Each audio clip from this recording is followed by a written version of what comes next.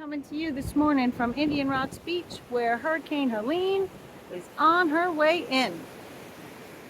You'd never know it by the looks of it because it's sunny, it's warm, really pretty down here at the beach. There's a bunch of surfers out there taking in these big waves that we never get. And I figured I'd come down, show you what it looks like. There's a bunch of people down here just walking the beach. If you're here in Indian Rocks Beach, stay safe. It's a mandatory evacuation by 12 o'clock today.